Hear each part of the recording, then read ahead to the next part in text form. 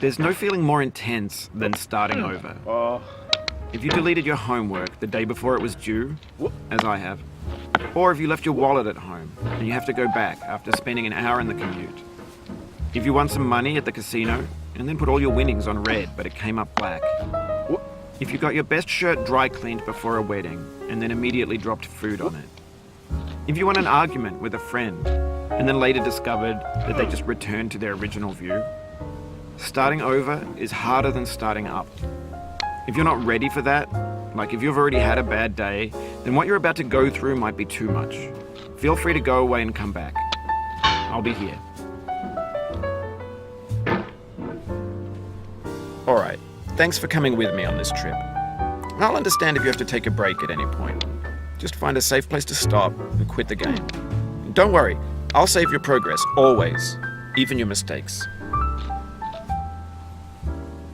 This game is a homage to a free game that came out in 2002 titled Sexy Hiking.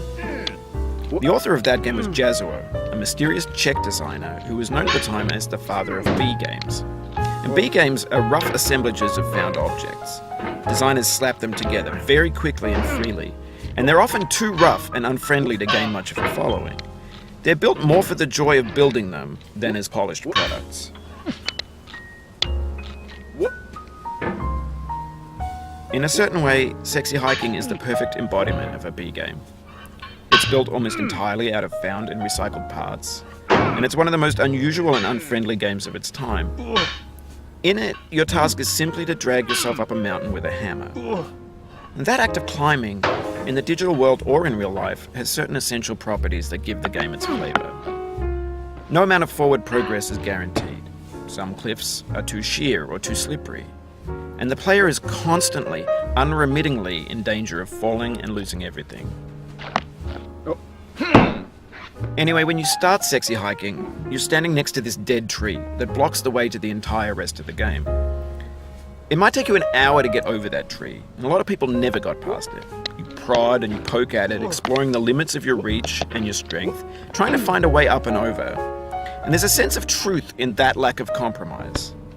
Most obstacles in video game worlds are fake. You can be completely confident in your ability to get through them once you have the correct method or the correct equipment or just by spending enough time. In that sense, every pixelated obstacle in Sexy Hiking is real. The obstacles in Sexy Hiking are unyielding, and that makes the game uniquely frustrating. But I'm not sure Jazuo intended to make a frustrating game. The frustration is just essential to the act of climbing, and it's authentic to the process of building a game about climbing. A funny thing happened to me as I was building this mountain. I'd have an idea for a new obstacle, and I'd build it, test it, and it would usually turn out to be unreasonably hard. But I couldn't bring myself to make it easier. It already felt like my inability to get past the new obstacle was my fault as a player rather than as a builder. Imaginary mountains build themselves from our efforts to climb them, and it's our repeated attempts to reach the summit that turns those mountains into something real. When you're building a video game world, you're building with ideas, and that can be like working with quickset cement. You mold your ideas into a certain shape that can be played with, and in the process of playing with them, they begin to harden and set until they're immutable, like rock. And at that point, you can't change the world. Not without breaking it into pieces and starting fresh with new ideas. For years now, people have been predicting that games would soon be made out of prefabricated objects, bought in a store and assembled into a world. And for the most part, that hasn't happened, because the objects in the stores are trash. I don't mean they look bad or that they're badly made, although a lot of them are. I mean they're trash in the way that food becomes trash as soon as you put it in the sink. Things are made to be consumed and used in a certain context, and once the moment is gone, it's garbage. In the context of technology, those moments pass by in seconds. Over time, we've poured more and more refuse into this vast digital landfill that we call the internet. It now vastly outnumbers and outweighs the things that are fresh and untainted and unused. When everything around us is cultural trash, trash becomes the new medium, the lingua franca of the digital age. And you can build culture out of trash, but only trash culture. B games, B movies, B music, B philosophy. Maybe this is what digital culture is. A monstrous mountain of trash, the ash heap of creativity's fountain. A landfill with everything we ever thought of in it. Grand, infinite, and unsorted.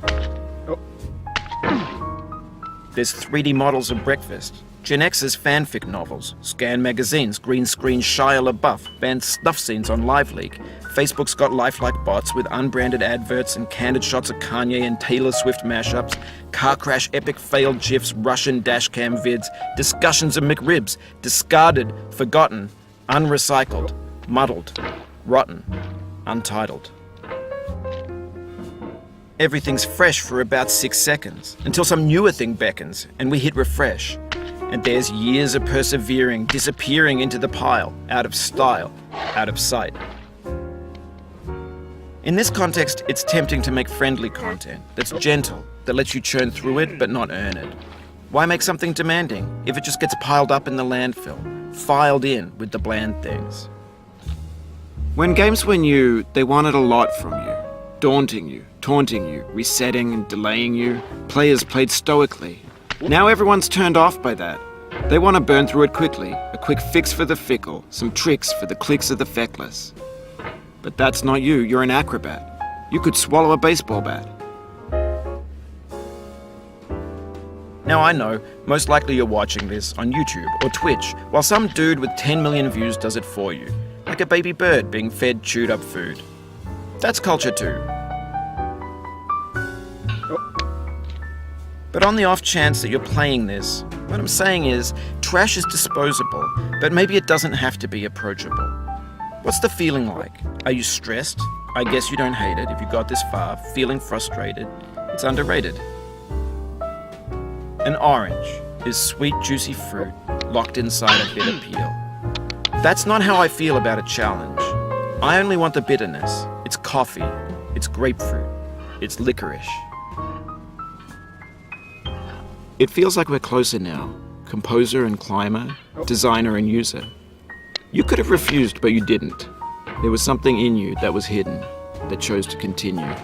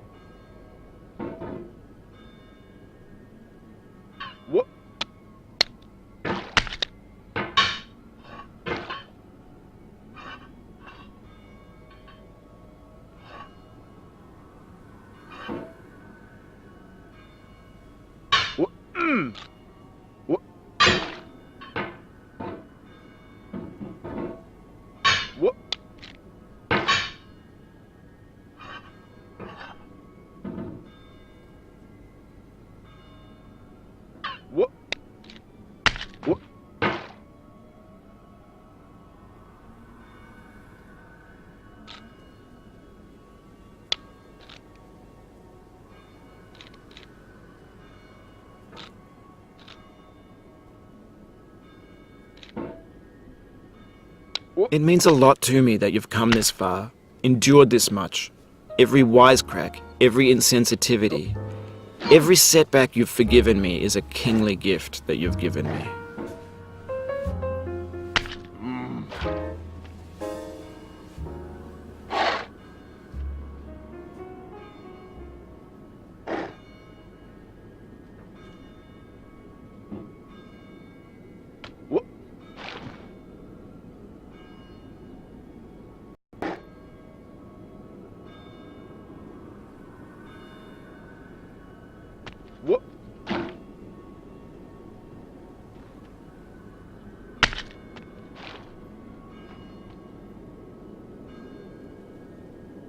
We have the same taste, you and I. It's not ambition, it's ambition's opposite. An obdurate mission to taste defeat. You'll feel bad if you win, so I put this snake in for you.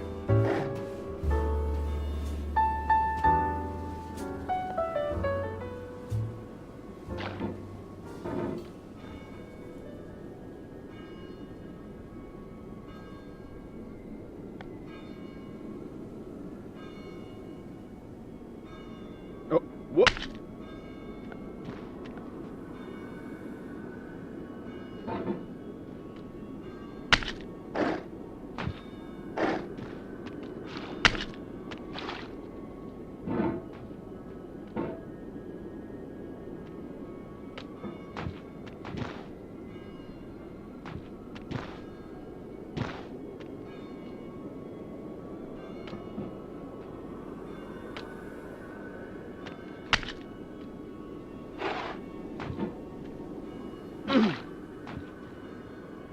Have you thought about who you are in this? Are you the man in the pot, Diogenes? Are you his hand? Are you the top of his hammer? I think not. Where your hand moves, the hammer may not follow, nor the man, nor the man's hand. In this you're his will, his intent, the embodied resolve in his uphill ascent.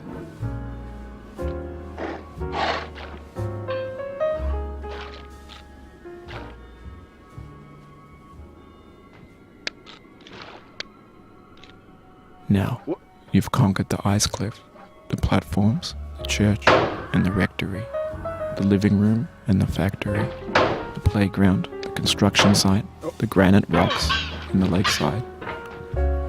You've learned to hike. There's no way left to go but up, and in a moment I'll shut up. But let me say, I'm glad you came.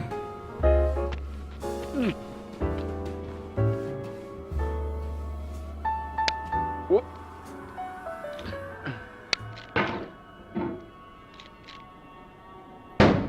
What? What?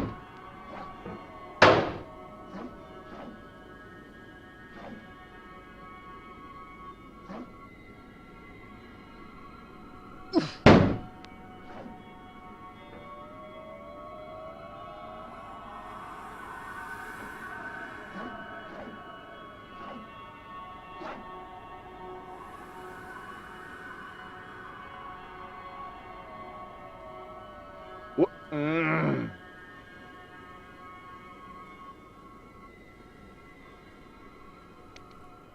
Oh no.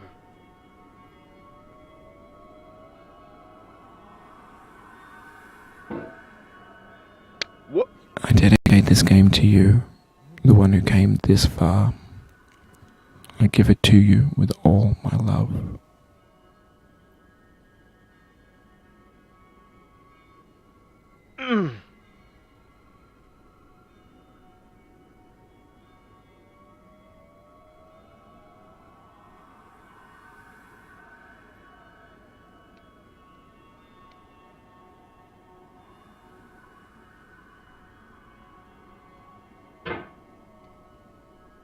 No.